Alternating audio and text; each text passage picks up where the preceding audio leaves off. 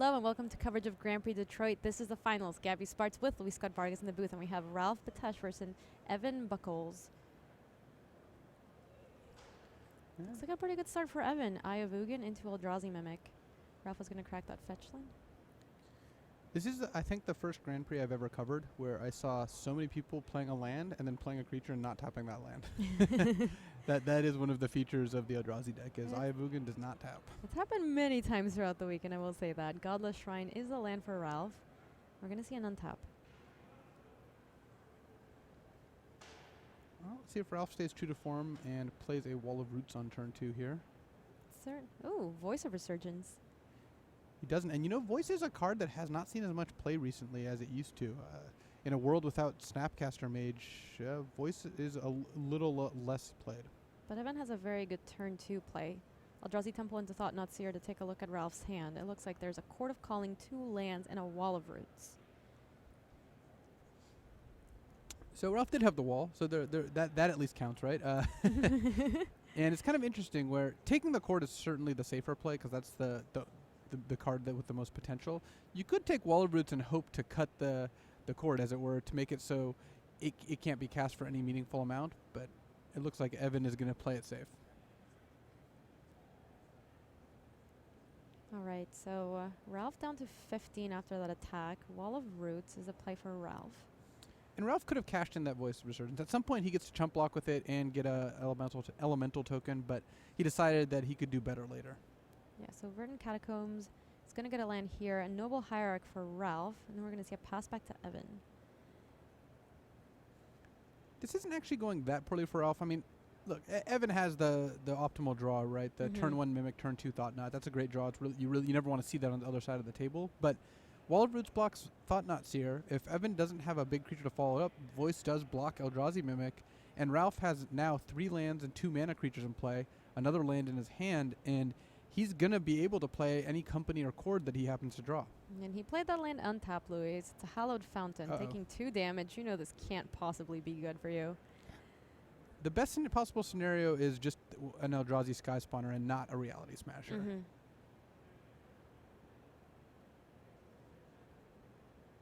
Didn't play it before combat, so... That makes it less likely it's Reality Smasher.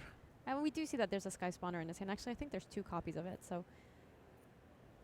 In comes the Sky Spawner. Get an Eldrazi Scion token.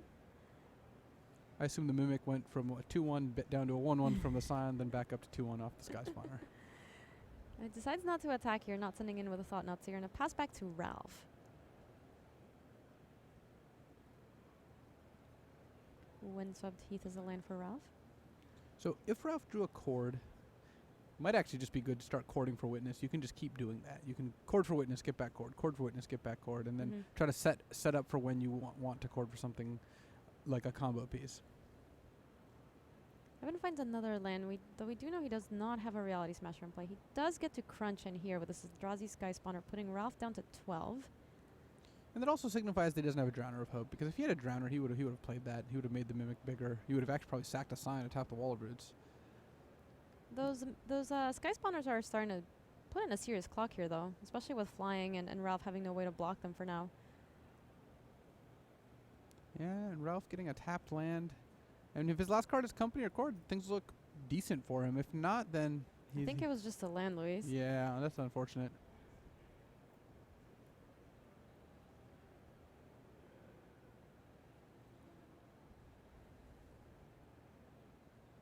All right, so he finds a Windswept Heath. We knew that. We still don't know what the last card is, though it looks like it could possibly be a land, which is not what he needs right here. Yeah, Ralph just needs something. He needs something to leverage the fact that he has all this mana in play.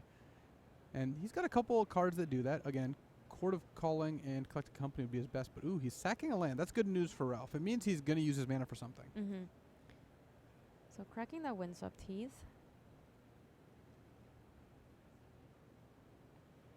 In comes the Plains. And Ralph here is humanity's last hope. The Blue-Eyed Eldrazi took over Bologna, and they took over Melbourne. Oh, it was a Court of Calling. All right, so chord for 3. And because Ralph is short all 3 combo pieces, he's unlikely to just randomly get one of those. He could start getting a Witness. He could Oh, it looks like. Ooh, Oars of Pontiff. Yeah, that's actually really good right now. Yeah, it's going to take care of, including the Mimic too. The Mimic does not get to live through that. Wow, Oars of Pontiff looking really good right here for Ralph.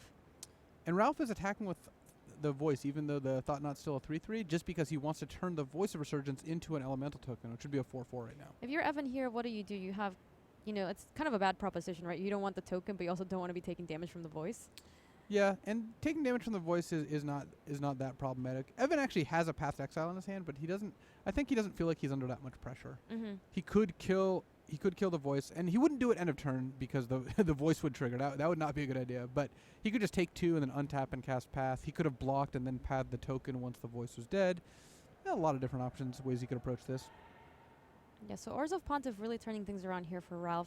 And yeah, Ralph is the last that humanity has left at this point versus the Eldrazi. This is the first both Eldrazi's final.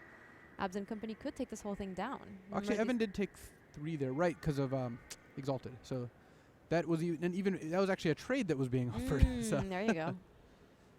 Another Eldrazi Mimic right there for Evan. I think that was a draw for the turn. Remember, these players are playing for $10,000 at this point. yeah, that is what the winner will get, along with 8 pro points. So Evan's getting close to using Eye of Ugin. He's at 4 mana right now. If he could at some point look into casting Path to Exile on one of his own creatures to get up to 5. I mean, he wouldn't do that unless he was going from 6 to 7, most likely. All right, so Evan's going to pass the turn back to Ralph. Ralph gets to untap. No cards in hand currently.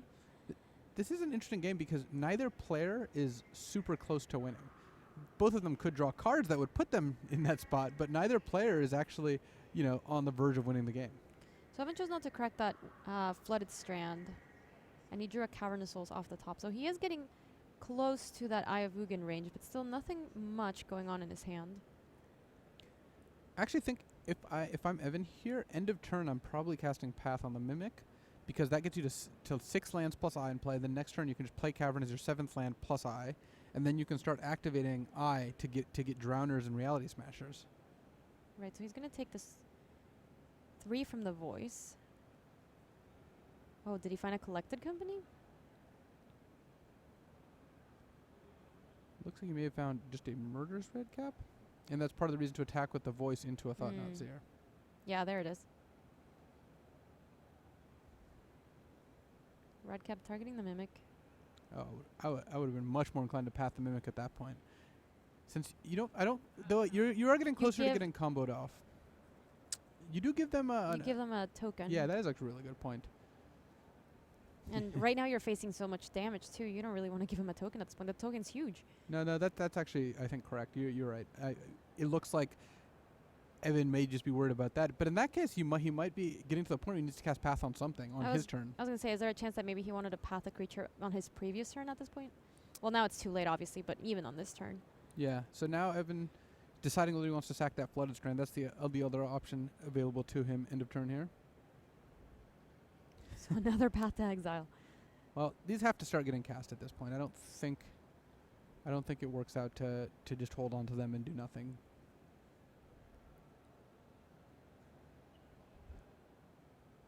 I've been considering which way they want to be sent. Off goes the Voice of Resurgence. Goodbye, my friend.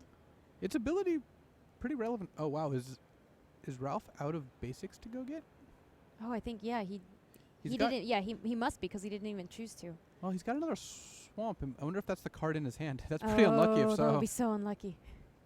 All right, we're going to see a pass back to Ralph. See if we can get a peek and see if that was a swamp. All right, so Redcap's going to get in and one Exalted trigger. And this combat works out pretty nicely for Ralph. If the Thought-Knot's your block, 3/3 versus 4/4, 3/3 dies, then comes back as a 1/1 and pings the Thought-Knot for the final point.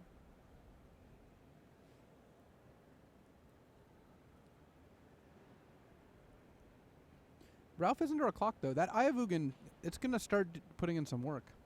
All right, so this time he's going to path that Redcap. It's not going to come back. Ralph, once again, chooses not to. Oh, yes, it was a swamp. All right, Kitchen Finks for Ralph. It was the last basic in his deck, and a pass back to Evan. So Evan's in a spot where if he draws a land, he can activate Eye. If he draws a creature, he can play it. Oh, there's your land. Untapped land as well. All right, I think the tables are going to start turning in Evan's favor here.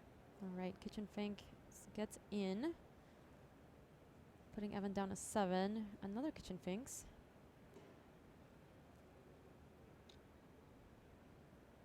Yeah, but Evan can go for it this turn.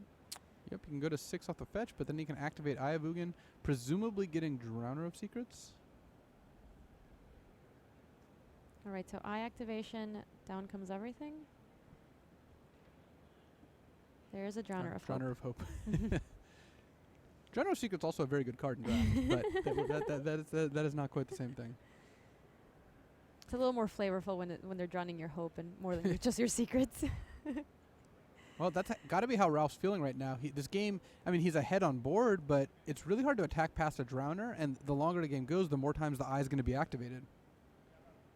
All right, so untap for Evan.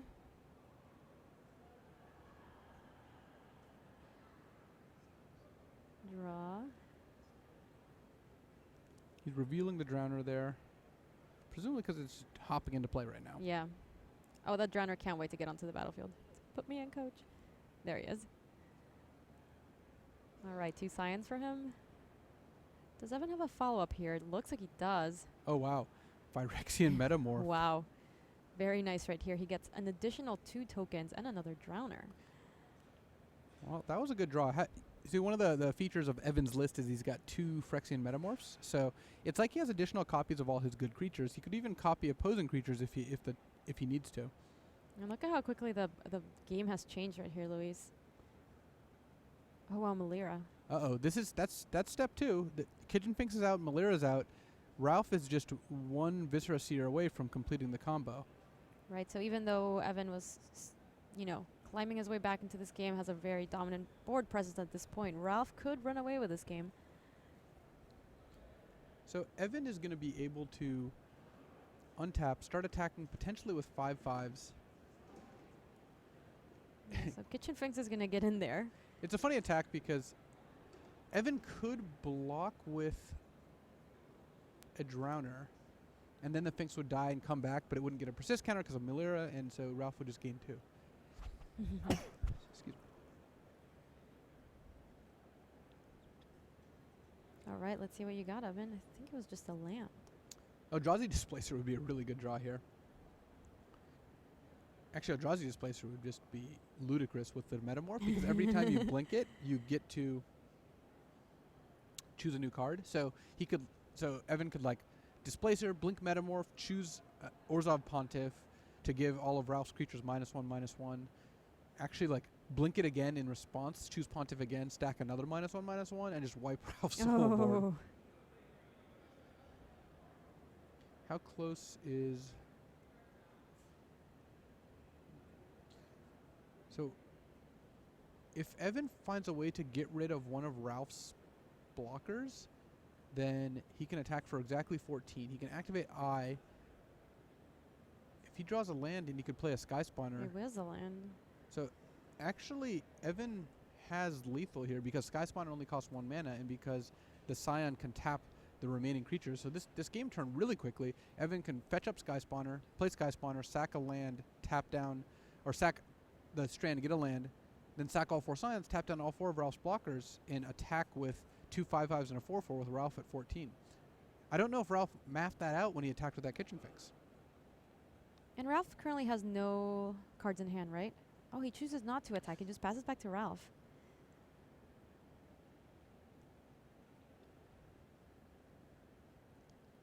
I mean, it doesn't look like it's close to lethal. Just looking at this board's like, this board's kind of a stall. There's a lot going on here. Yeah. But I actually think that Evan could have just gone for that last turn, and neither player looks like they're factoring that in, potentially. All right, so Evan's going to tutor up something with Eye of Ugin right here. Looks like he's going for another Drowner of Hope.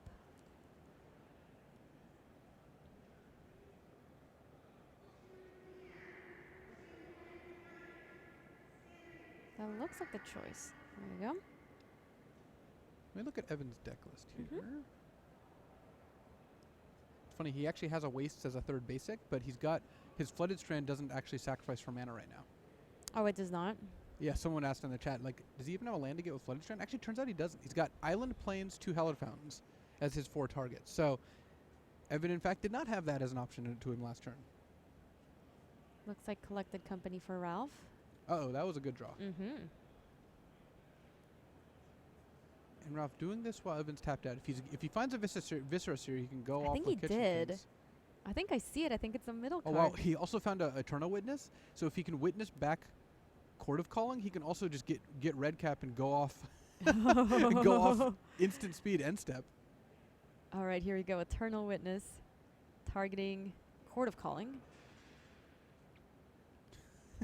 This has been an absurd game. It really has. All right, Kitchen Finks looks like it's going to rumble. But no, red cap is gone. So You're right. there's 1 red cap in Ralph's deck. It already got pathed. So Ralph can gain infinite life. He can then... He has access to any creature in his deck. He can get like a Fiend Hunter if he wants. He can sacrifice Pontiff to haunt something and sacrifice that creature to get the haunt trigger back. But given that Ralph's at infinite life, I think he's going to be in pretty good shape. All right, so we're going to see an untap for Evan. And yeah, I mean, Ralph has a wealth of options at this point, but that red cap being exiled is very relevant right now. It means that Ralph's going to have to assemble a way to win the game through all of Evan's creatures, but that just can't be too difficult. Evan found a dismember right here. Well, that will at least prevent Ralph from comboing off again by killing Melira depending on when he does it. But because Ralph can basically scry through his deck at any point, it means that he can always make sure his top card is the card he wants. He can't stack change the order, so he can't stack like a company with 6 creatures under it or whatever, but he can... He can't stack the company on top. He could stack the company on top. I mean, just that in and of itself is incredibly powerful. So Evan's path to victory, because game 1 he does not have... he doesn't have anything like Ulamog or Training Grounds or any of the things that we've seen that Blue-White uses to defeat infinite life.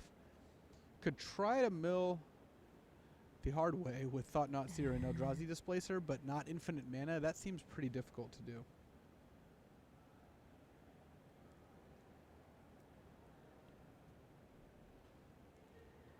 All right, so Evan's going to pass the turn back to Ralph.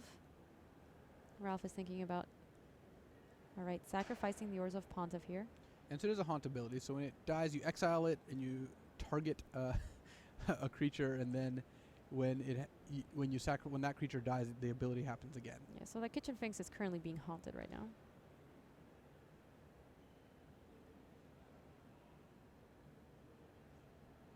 Or it's attempting to be haunted. Evan could dismember the Finks in response, and then the haunt would resolve and the Pontiff would just stay exiled with no ability. Oh, I think he's just letting it happen. Yep. Now a sacrifice. And dismember targeting Melira.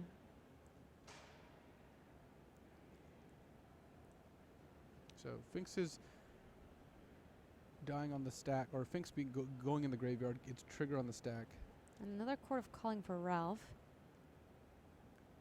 While Melira's still alive. Courting for 5 or 4 of getting a Spellskite. All right, so Spellskite's going to redirect that dismember and take one for the team. Down goes the Spellskite, and Melira's still in play.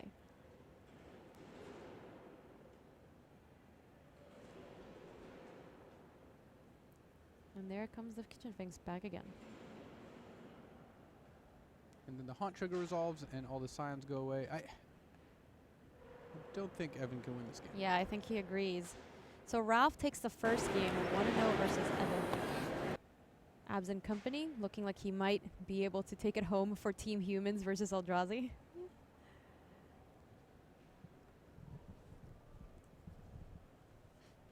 Both players sideboarding in a matchup where they presumably have done this dance before. They've figured out kind of what they want to take out, what they want to put in. Neither player has too much that throws a new wrinkle into their plans, though Phyrexian Metamorph is an interesting one. It has a lot of utility against a deck like Abzan Company. Don't you think so, Marshall? That was pretty sweet. I was down there watching that match, standing right behind Ralph there. Like, yeah, looming, yeah. I was looming a little bit, but yeah, it's part of the job. Yeah, I got to see him draw that collected company and wait for just the right moment when the shields were fully down to go for it and hit his combo with it. Obzon Company, one of the good here. Yeah, I would say so. I mean, I enjoyed playing this deck when it didn't have Collected Company instead of Birthing Pod, which it was then regarded slightly less favorably by the public as a whole. There were some people who thought it was a bit much, but it's looking pretty good here. It's the, you know, as we've said, of the 6 decks that made the finals of the 3 Grand Prix this weekend, 5 of them were Blue-Eyed Eldrazi. One of them was Obzon Company in the hands of Ralph Betesh, and he is now up a game. Our last standing hero against the Eldrazi menace. Oh, he's not literally standing. We actually see him on camera. I said last standing. I guess he was the last person who was previously standing before he sat down. Like he waited for Evan to sit down first, and then he sat down. Are you a real person? I just. So, have you guys talked sideboards here? We have. We don't see either player drastically changing their strategy. Yeah, it doesn't look like it, huh? There's a little bit here and there.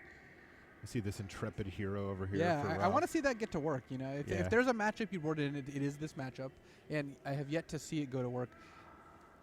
I do like the fact that Evan has Thalia, Guardian of Thraben, in his sideboard. This is clearly not the matchup for it, but it is a cool addition. A couple of them, in fact. Yeah, that's interesting. But Rest in Peace, Gutshot, these are the kind of cards that Evan may be bringing in, whereas Ralph is just on, you know, we've seen him bring in Path to Exile and presumably Intrepid Hero. That's about it.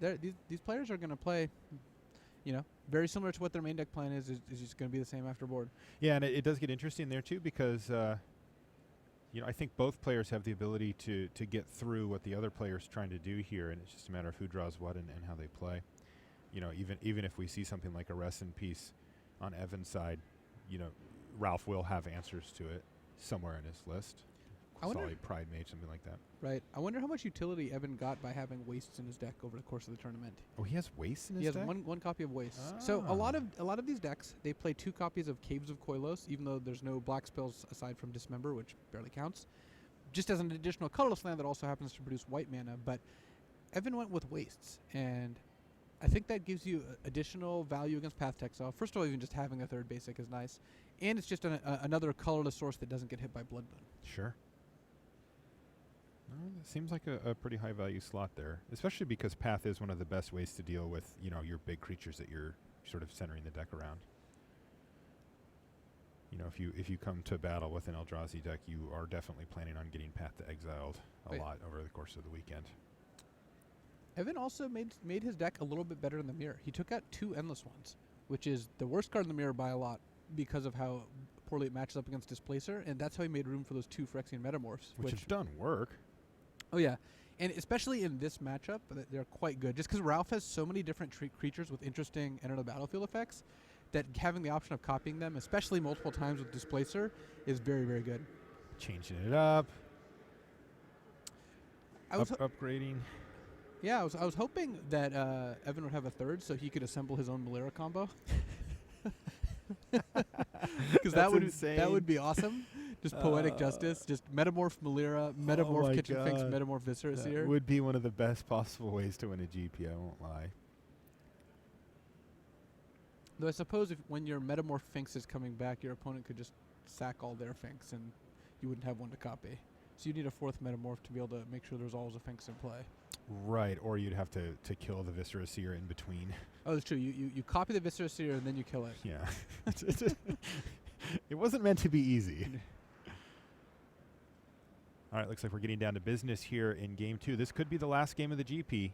If Ralph Betesh can combo off or even just take the value route like he was starting to go down there in Game 1, he could find himself with the trophy and a little chat with BDM. Evan on the other side, though, he's going to be on the play here, and he's got to string back-to-back games together to win that $10,000 and take home the trophy.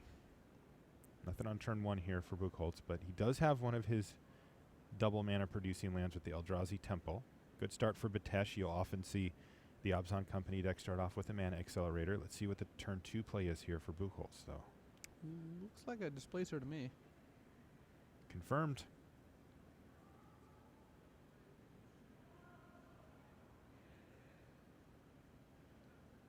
Okay. Reasonable start here for Evan. Okay.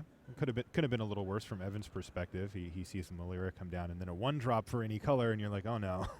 Still, the But, fact a that bird Ralph is has 2 very pretty birds and Malira in play mean that he has enough mana to assemble the rest of the combo next turn, or cast a Collected Company, or do any number of things that Evan would not be happy about. And Evan Is he he's a all little smashers. flooded on smashers here?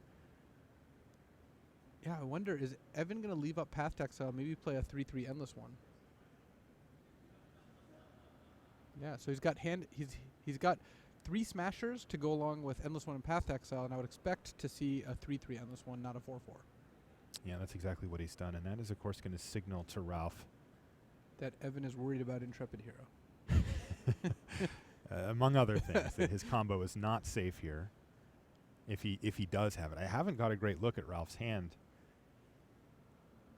Oh, he's got the Court of Calling. He's got the Court and the Intrepid Hero. See, look, that's why you have the 3/3 on this one. Wow, Genius. 2 3/3s from Evan, so completely playing around the Intrepid Hero here, but that is going to be a long-term issue for him. And in fact, he's going to use a Path to Exile on it here on end step. Yeah, that's not actually that bad for Ralph. So his hero gets pathed, he goes and gets a land. Evan then next turn, if he draws a 1-mana land or even a 2-mana land, just plays Reality Smasher, attacks for a bunch. Ralph has a Chord in his hand. He's 1 combo piece short of just winning the game. Yeah, wow. So the Intrepid Hero basically spell Skite in this scenario where Evan says, well, I'm just going to go ahead and take the... Oh, wow. So He's going to go get the other piece. Now, does that signify that he has a Kitchen Finks in hand? I think he's a lot more likely to. Right. If he's getting a Viscera Seer right now, it's also possible he wants to scry. He doesn't want that land. He doesn't care about the land. He's just going to sack the Intrepid Hero to scry to make it that much more likely that he ends up with a combo piece. With a combo piece or a Chord or even a Company. Yeah, if I was Evan now, I would be pretty scared that Ralph has it, though. I mean, not that he can do much here, but I did see Ralph, in the previous game, hold a Court of Calling for quite a while there. Yeah. So it's good news for Evan that Ralph sacrificed. Because if Ralph just let the path resolve, then I think there's a much higher chance he just has another combo piece in hand and doesn't care and wants the land. Okay. So given that he sacrificed, you're like, all right, probably doesn't have the combo piece. The question is, if he leaves that card on top, then how are you feeling? Right, and he looks like he's thinking about it right now. You can see the card kind of sideways. That means it's probably not Red Cap or Kitchen Finks unless Ralph's trying to put on a little show, and obfuscate what he's doing. If he kept it. The only card in the middle that I could see would be something like is it Company? Collected Company. Yeah. That's got to be it. Because right? Eternal Witness, you just snap leave on top because you have a Court of Calling there. Though I guess you're a 1 mana short of Witness, Chord, Finks, but you're still pretty happy with Witness. This is a big turn here for Evan as well. If it's not that, he just found a Mimic no land here. Yeah, that gives Ralph almost a full another turn because Ralph's at 11 now. Evan can attack with 2 5/5s and 2 3/3s next turn, but even if Ralph doesn't go off this turn, he can still find blockers. Let's see what that was on top of his library. I mean, it feels like he has it. Didn't see it.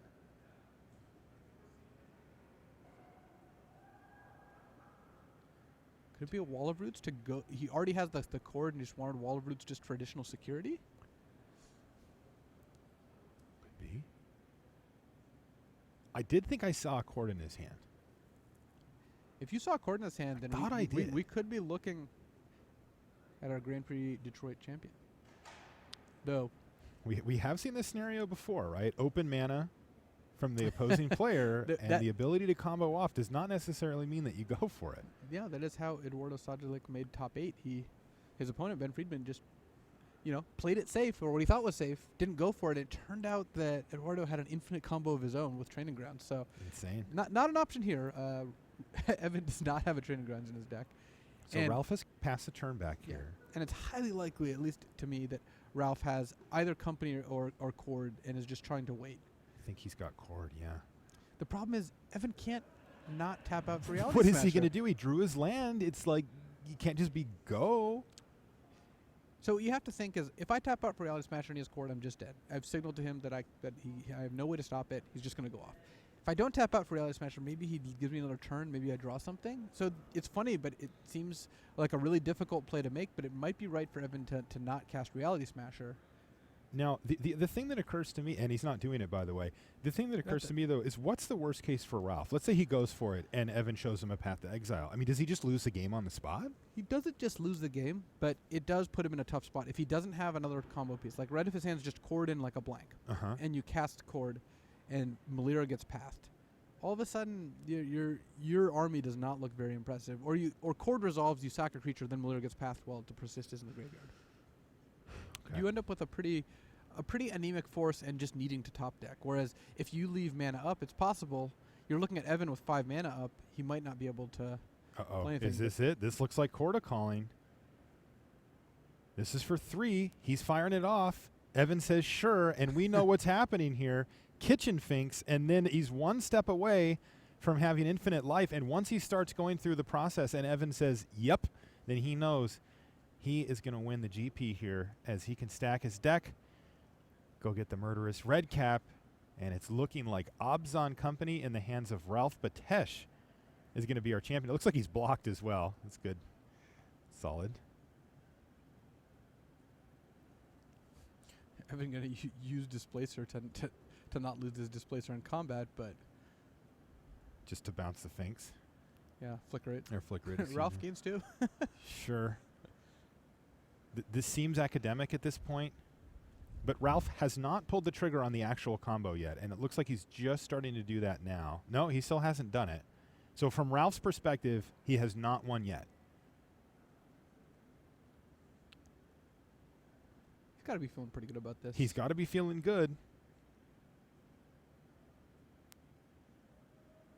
Does he just start doing it, or is there even something to be said for not actually initiating the process here? I think it depends on what's in your hand. If your hand... Oh, look at that. He almost did it. He's like, do I just do this? This is a weird scenario. If your hand has a backup, then I like initiating. He did it. For sure. He just sacrificed it, and Evan said, yep, you did it, and now they're writing down life totals of a lot. Okay.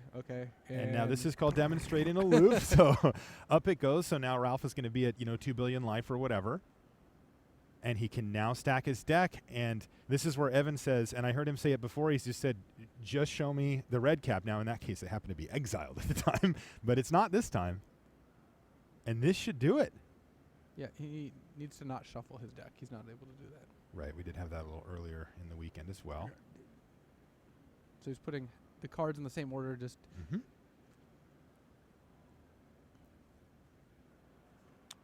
I thought it already got blinked. How is it? Oh, he said it already got blocked, or is it before? I guess maybe he tried to.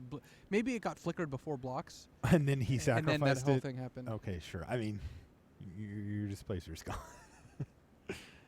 Not highly relevant. No. Evan, though, fighting the fight, passes the turn back. Should be a red cap on top. That's black, and there it is. He only needs to do it 9 times, but he can do it as many as he wants. Evan says, "Yeah, go ahead." Red cap. Wow, red cap murdering the team here. And there it is, Ralph Betesh with a shake of the head. You can see the stress on his face. It's time to be relieved, though, because he's our champion here in Detroit. So, well, one of the blue-white decks didn't win the weekend. It's we true. had a winner in both of our other 2 GPs, but Ralph Betesh is our champion. Congratulations to him. Of course, congratulations to Evan as well for his awesome finish here at a big GP. He finishes in 2nd place. We'll see him at the Pro Tour as well. All right, that's it for the finals for now. We'll be back after a second here.